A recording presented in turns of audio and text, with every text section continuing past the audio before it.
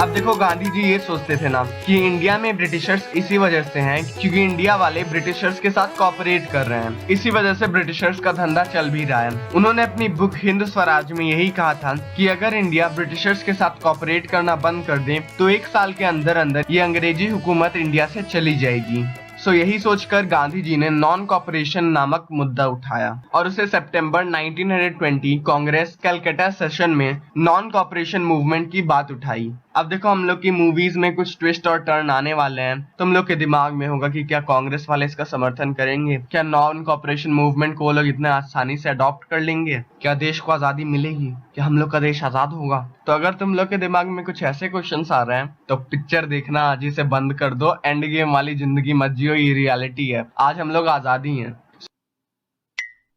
लेकिन इसमें ट्विस्ट ये हुआ कि कांग्रेस के कई लीडर्स शुरुआत में नॉन कॉपरेशन मूवमेंट को अडॉप्ट करने से बच रहे थे क्योंकि नॉन कॉपरेशन मूवमेंट में उन्हें सभी विदेशी चीजों का बहिष्कार करना था, बॉयकॉट करना था। इसी हिसाब से उन्हें नवंबर के 1920 के काउंसिल इलेक्शन को भी बॉयकॉट करना पड़ता, जो कि वो नहीं चाहते थे। इसी वजह से कई डिबेट्स हुई, कई वाद प्रतिवाद हुए और आखिर में दिसंबर 1920 में कांग्रेस के नागपुर सेशन में नॉन कॉपरेशन मूवमेंट अडॉप्ट कर लिया गया।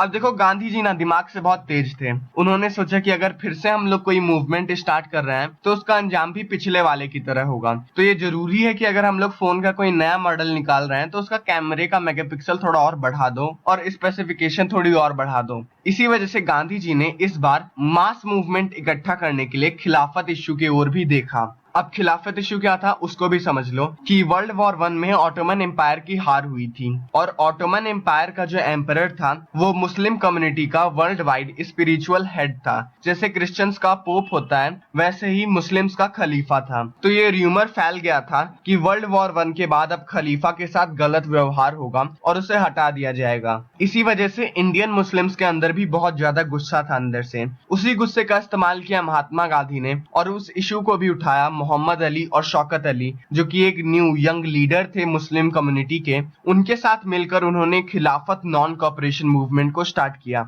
गांधी जी से ये बताना चाहते थे, हमको भी गम ने मारा, तुमको भी गम ने मारा, हम सबको गम ने मारा, इस गम को मार डालो। इसी सोच के साथ खिलाफत नॉन कॉपरेशन मूवमेंट एकदम जोरों से शुरू हुआ। अब देखो, क्योंकि इंडिया बहुत बड़ा था तो वहां पर कई टाइप के लोग भी रहते थे। कुछ पीजेंट्स थे, कुछ सिटी में रहने वाले लोग थे और कुछ ट्राइबल्स थे। अब तीनों ने नॉन कॉपरेशन मूवमेंट के अंदर कैसे पार्टिसिपेट किया, किस किस मुद्दों पे पार्टिसिपेट किया, चलो उसको देखते हैं। अब देखो, सिटी वाले तो एकदम जागरूक थे, उनको पता था कि आजादी का मतलब क्या होता है, हम लोगों को ब्रिटिशर्स से अपोज करना है। तो उन्होंने तुरंत विदेशी स्कूल छोड़ दिया, विदेशी कोर्ट्स छोड़ दिए, विदेशी कपड़ों का बहिष्कार कर दिया, विदेशी जॉब्स छोड़ दी, मतलब पूरा विदेशी मुक्त हो गए सिटीज वाले लोग और नॉन कॉपरेशन मूवमेंट एकदम तेजी से चल दिया सिटीज में। लेकिन दिक्कत ये हुआ कि घोड़ा घास को बॉयकॉट करेगा तो खाएगा क्या। वैसे सिटीज वाले जो लॉयर्स थे, जो स्कूल वाले स्टूडेंट्स थे और जितने भी लोग जो जॉब कर रहे थे ना, उनके पास कोई और अल्टरनेटिव ऑप्शन नहीं था, कोई दूसरा साधन ही नहीं था। अब इंडियन स्कूल, इंडियन कोर्ट, ये सब तो उस टाइम पे खुले नहीं थे। इसके बाद एक और दिक्कत था कि अंग्रेजी कपड़ों को बहिष्कार करने के बाद उन्हें खादी कपड़े पहनने थे, लेकिन खादी सब लोग अफोर्ड नहीं कर पा रहे थे क्योंकि खादी बहुत महंगी थी। अब सिर्फ कच्छा पहन के मोगली बनकर तो घूमेंगे ही नहीं हुआ हुआ करते हुए। इसी वजह से, इन दो कारणों की वजह से नॉन कॉपरेशन मूवमेंट सिटीज में शुरुआत में तो बढ़ा लेकिन बाद में धीरे धीरे स्लो डाउन हो गया। तो अगर ये क्वेश्चन आए तो ये 2 पॉइंट्स छाप देना अच्छे से बढ़ा चढ़ा के। सिटीज की तो ये स्टोरी थी। अब पीजेंट्स ने भी इसका बहुत जोर से समर्थन करा, लेकिन उनके जो मूवमेंट थे ना वो ब्रिटिशर से ज्यादा तालुकदार और लैंडलॉर्ड के खिलाफ थे, क्योंकि उस टाइम पर क्या होता था, ये जो लैंडलॉर्ड्स थे वो लोगों से बेगार करवाते थे, मतलब कि काम करवा लो और पैसे भी ना दो, और बहुत ही ज्यादा रिवेन्यू लेते थे इन छोटे मोटे पीजेंट से।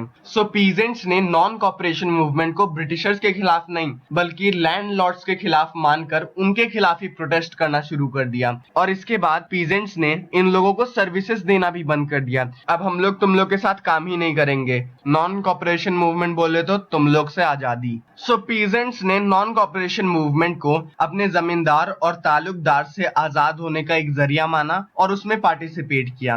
इसी बीच में इनको सपोर्ट करने के लिए, इन्हें सही राह दिखाने के लिए कि अरे गवारो ब्रिटिशर से लड़ो, इन लोगों से बाद में निपट लेना, पहले ब्रिटिशर से लड़ो। उसके लिए अवध पीजेंट्स के लीडर बाबा रामचंद्र ने और जवाहरलाल नेहरू ने मिलकर एक कम्युनिटी बनाई जिसे हम लोग अवध सभा के नाम से जानते हैं, अक्टूबर 1920 में, जिससे कि ये जो पूरा प्रोटेस्ट था वो मैनेज हो सके और सही वे में चलता रहे। देखो जितनी भी बातें मैंने कही, आराम से शांति से बैठ के उन सबको अच्छे से पचा लो और अच्छे से याद कर लो।